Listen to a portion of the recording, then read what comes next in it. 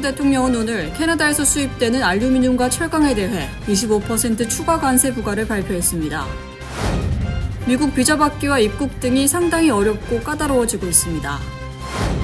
뉴욕 국경 인근의 이민자 단속국 요원이 이민자 여성들을 대상으로 상체 노출을 강요한 것으로 드러났습니다.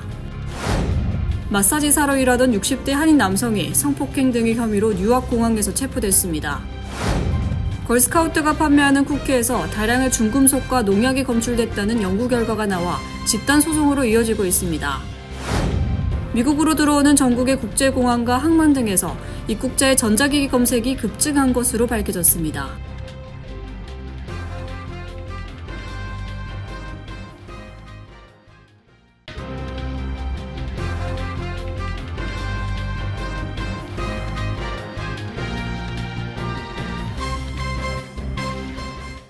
안녕하십니까.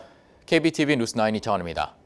트럼프 대통령의 관세 정책에 대해 캐나다가 맞불 대응에 나서자 트럼프 대통령은 오늘 캐나다에서 수입되는 알루미늄과 철강에 대해 25% 추가 관세를 부과해 총 50% 관세를 부과할 것이라고 밝혔습니다. 기러민 기자입니다. 도널드 트럼프 대통령이 캐나다와 멕시코, 중국에 관세를 부과하며 관세 전쟁으로 이어지고 있습니다. 미국의 관세에 캐나다가 미국산 제품 구매 금지 등 강경 대응에 나선 상태입니다. 이에 트럼프 대통령은 오늘 캐나다산 철강과 알루미늄에 50% 관세를 부과할 계획이라고 밝히고 나섰습니다.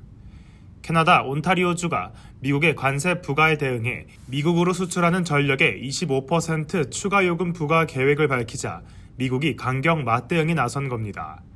트럼프 대통령은 오늘 자신의 소셜미디어 트루스 소셜을 통해 상무부에 캐나다에서 미국으로 들어오는 철강과 알루미늄에 대해 25% 관세를 추가할 것을 지시했다고 밝히며 총 50%의 관세를 부과할 것이라고 전했습니다. 캐나다의 다른 대미 관세도 문제 삼으며 인하하지 않을 경우엔 캐나다 자동차 산업이 문 닫게 될 것이라고 협박했습니다.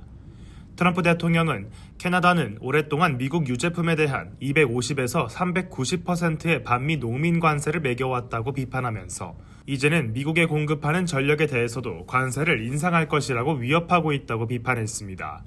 이어 자신은 캐나다의 부당한 위협에 대응하기 위해 할 수 있는 모든 조치를 취할 것이라고 밝혔습니다. 하지만 캐나다가 이에 수긍하지 않을 것으로 보여 양측의 무역 갈등은 격화될 조짐을 보이고 있습니다. 더그 포드 캐나다 온타리오주 총리는 뉴욕, 미네소타, 미시간 등 3개 주에 수출하는 전기에 25% 추가 요금을 부과할 것이라고 밝히며 미국이 맞불 관세로 대응할 시 미국으로 공급하는 전기를 완전히 차단할 것이라고 경고한 바 있습니다. KBTV 뉴스 길려맨입니다. 미국 비자 받기와 입국 등이 상당히 어렵고 까다로워지고 있습니다. 미 국무부가 한국 등 해외 공간들의 비자 인터뷰 면제 대상을 대폭 축소시켜 대부분은 대면 인터뷰를 받도록 하고 있습니다. 전상 기자가 전해드립니다. 미 국무부는 한국 등 제외 공간들은 비자가 만료된 지 12개월 이내이고 같은 범죄에서만 인터뷰를 면제할 수 있도록 해 의무적으로 인터뷰해야 하는 신청자들이 급증했습니다. 또 심사도 까다로워져 비자 거부나 지연이 급등할 것으로 예상됩니다. 트럼프 행정부가 비자 인터뷰를 대폭 확대하고 철저한 심사를 의무화하고 나섰기 때문입니다. 국무부의 새 지침에 따르면 비자 신청자들이 대면 인터뷰 없이 비자를 받을 수 있는 대상을 비자 만료 48개월 이내에서 12개월 이내로 대폭 축소했습니다. 또한 같은 범죄의 비자를 신청했을 때로 인터뷰 면제를 한정하도록 지시했습니다. 이에 따라 유학생 F비자, 교환연수생 J비자, 취업비자들인 H-5, P비자 등이 만료된 지 12개월을 넘지 않는 동시에 같은 범죄의 비자를 신청했을 때 인터뷰가 면제됩니다. 결국 미국 비자를 신청하는 사람들의 대다수는 한국 등 해외 주재 미국 대사관이나 영사관에서 반드시 대면 인터뷰를 갖고 직접 심사를 받아야 비자 승인 여부를 판정받게 됐습니다. 그럴 경우 비자 인터뷰 대상자들이 급증해 인터뷰 일정을 잡는 데 시간이 걸리고 비자를 받기까지 대기 시일이 크게 길어질 것으로 예상되고 있습니다. 이와 함께 대면 인터뷰에서 까다로운 심사를 거치면 비자 기각률이 올라갈 것으로 예상됩니다.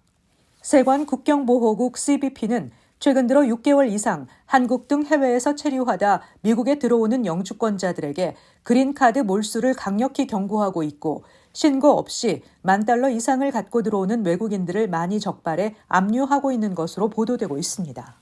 KBTV 뉴스 전상입니다.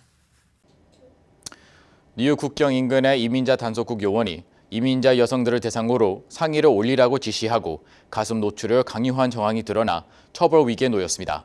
주윤우 기자가 전해드립니다. 뉴욕주 국경 인근 웨슬리 아일랜드에서 단속 업무를 하고 있는 국경 순찰 요원 53세 셰인 밀러는 여성 이민자들을 상대로 상의를 올리라고 지시하는 등 가슴 노출을 지시한 정황이 드러나 당국이 수사에 착수했습니다. 그는 또 셔츠와 속옷을 모두 위로 올리세요라는 문구를 스페인어로 어떻게 말하는지에 대해서도 검색한 정황이 드러났습니다.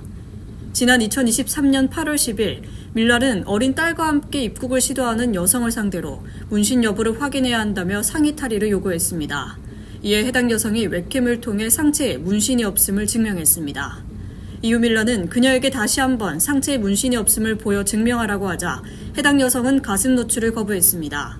그러자 밀러는 미 입국 서류에 서명해줄 수 없다고 협박했고 결국 여성은 아기를 바닥에 내려놓고 가슴을 다시 노출해야 했습니다. 법원 문서에 따르면 밀러는 이 외에도 여러 여성들에게 가슴을 노출하도록 강요한 것으로 밝혀졌습니다. 밀러는 지난 금요일 뉴욕 시러큐스 연방법원에서 공권력을 이용한 인권 침해 혐의 2건에 대해 유죄를 인정했습니다. 그의 선고 공판은 7월 7일로 예정돼 있으며 최고 2년의 징역형과 최대 $20만 달러의 벌금형에 처해질 수 있습니다. KBTV 뉴스 주현우입니다. 마사지사로 일하던 60대 한인 남성이 성폭행 등의 혐의로 누아공항에서 체포됐습니다. 검찰은 장 씨가 마사지사로 일하던 동안 성적 접촉 등의 신고가 있었다고 밝혔습니다. 전상희 기자가 전해드립니다. 워렌 카운티 검찰청은 뉴저지 블레어스타운에 거주하는 63세 장모 씨를 2급 성폭행 혐의와 12건의 4급 불법 성접촉 혐의로 체포했다고 밝혔습니다. 장 씨는 지난 2일 뉴아공항에 내리자마자 뉴욕 뉴저지 항만청 경찰에 의해 체포돼 워렌 카운티 구치소에 수감됐습니다. 검찰은 이와 관련해 장 씨가 블레어스타운에 소재한 스파 매장에서 마사지사로 일하던 동안 성적 접촉과 성폭행이 있었다는 신고가 있었다고 밝혔습니다. 검찰은 이 같은 신고를 토대로 장기 조사에 착수했고 장 씨의 혐의가 포착돼 체포했다고 전했습니다. 법원 자료에 따르면 검찰은 지난달 25일 장 씨를 기소했습니다. 장 씨를 대리하는 전준호 변호사는 공항에서 체포 당시 장 씨는 뉴저지로 돌아오던 중이었으며 기소가 진행 중이라는 사실을 몰랐다고 밝혔습니다. 전 변호사는 소장에 적시된 혐의는 2011년과 2018년, 2019년, 2023년에 발생한 일들이라며 장 씨는 결백하다는 입장이며 강력히 대응할 것이라고 말했습니다. KBTV 뉴스 전상입니다. 걸스카우트가 기금 모금을 위해 판매하고 있는 쿠키에서 다량의 중금속과 농약이 검출됐다는 연구 결과가 나오며 집단 소송으로 이어지고 있습니다. 하지만 걸스카우트 측은 아무 문제가 없다는 입장이라 법적 다툼이 예상됩니다. 주윤우 기자입니다. 걸스카우트가 기금 마련을 위해 판매하는 대표적인 쿠키인 팀민트 등 과자에서 중금속과 농약이 다량 검출돼 집단 소송으로 이어지고 있습니다. 뉴욕 브루클린 연방법원은 어제 저녁 113년 된 비영리 단체인 걸스카우트와 해당 쿠키를 제조하는 업체인 ABC 베이커스 및 페레로 USA 산하 리틀 브라우니 베이커스를 상대로 집단 소송이 제기됐다고 밝혔습니다. GMO 사이언스와 맘스 어크로스 아메리카는 2024년 12월 연구를 의뢰했고 그 결과 걸스카우트 쿠키에서 알루미늄, 비소, 카드뮴, 납, 수은 등 최소 4개 이상의 중금속이 기준치 이상으로 다량 검출됐습니다. 또 모든 샘플에서 농약 성분인 글리포세이트가 검출됐습니다. 특히 해당 농약 성분은 대표적인 걸스카우트 쿠키로 인기가 많은 신민트에서 가장 많이 검출됐습니다.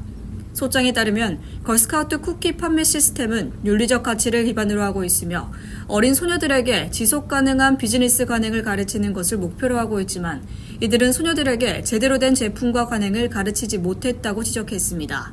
이에 걸스카우트 측은 중금속은 토양에서 자연적으로 발생하는 성분이며 극미량은 안전성의 문제를 일으키지 않는다고 설명했습니다.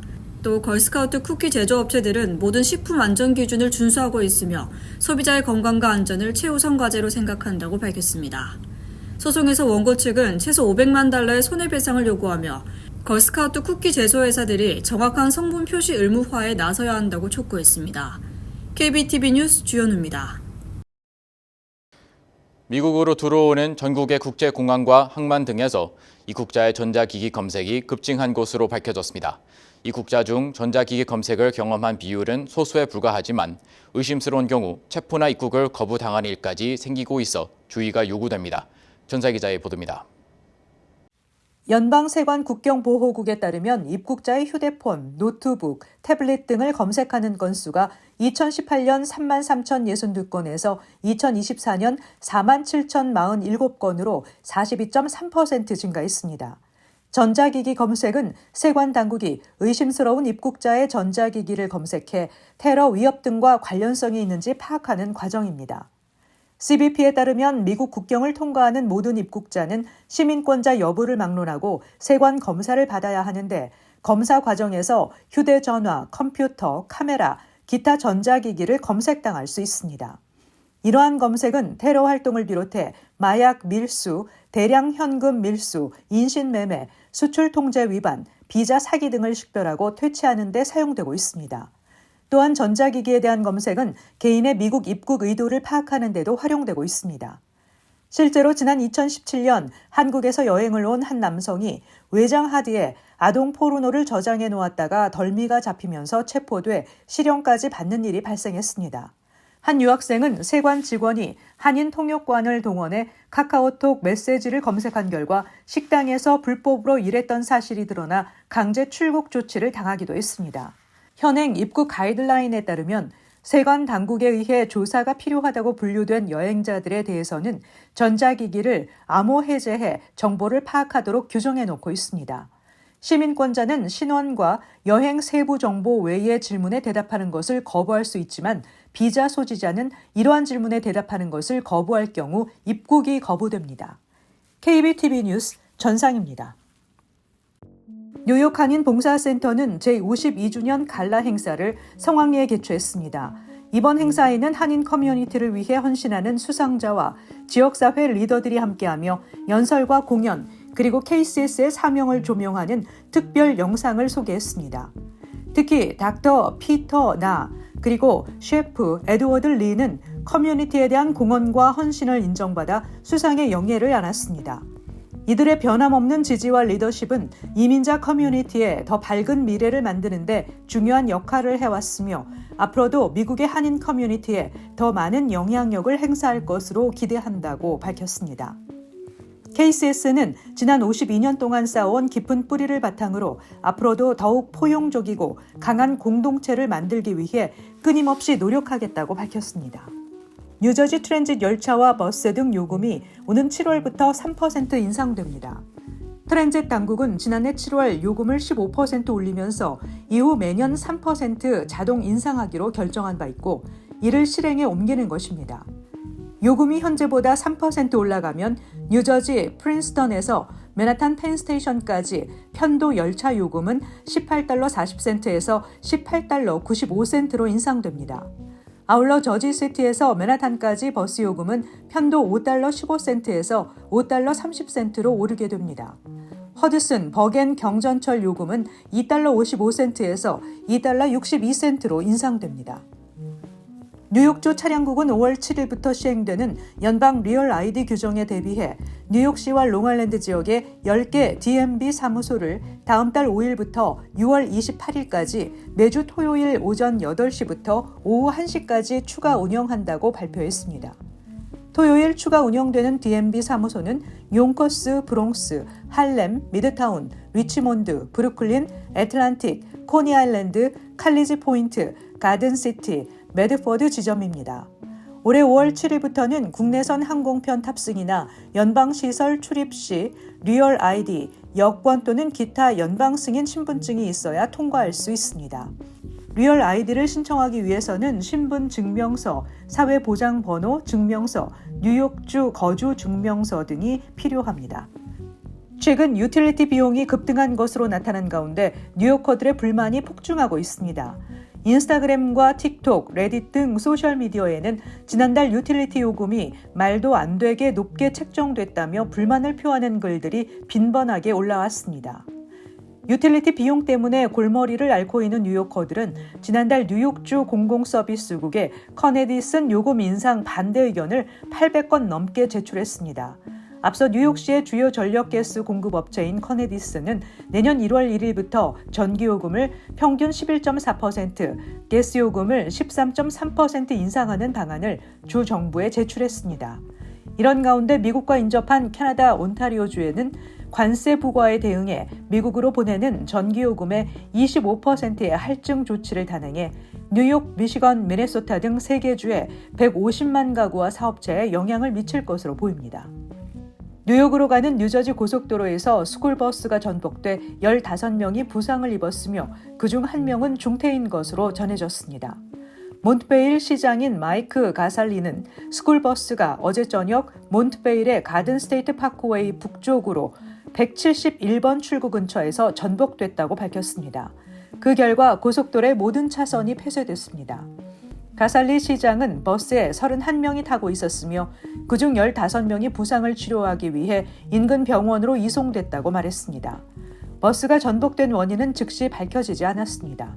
현재 뉴저지 주 경찰과 주 교통부가 조사를 진행 중입니다.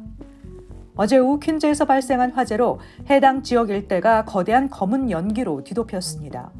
어제 오후 4시 30분쯤 퀸즈 윌렛 포인트 36가에 있는 자동차 정비소 화재로 인해 뉴욕시 소방국이 출동했으며 3단계 경보가 발령됐습니다.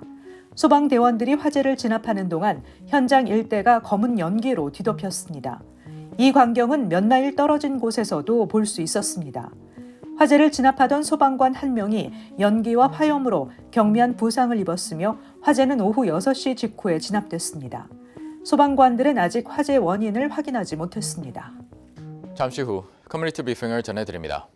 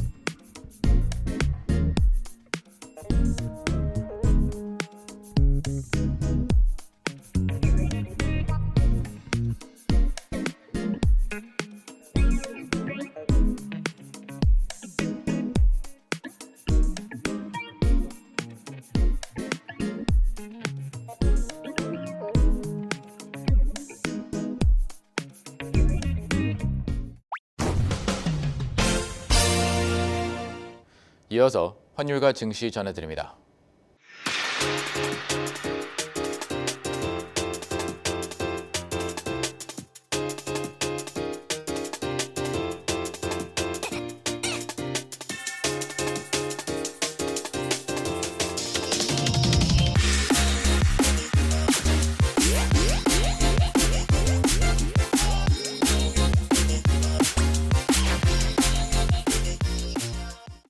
잠시 후 뉴욕과 뉴저지 날씨 전해드립니다.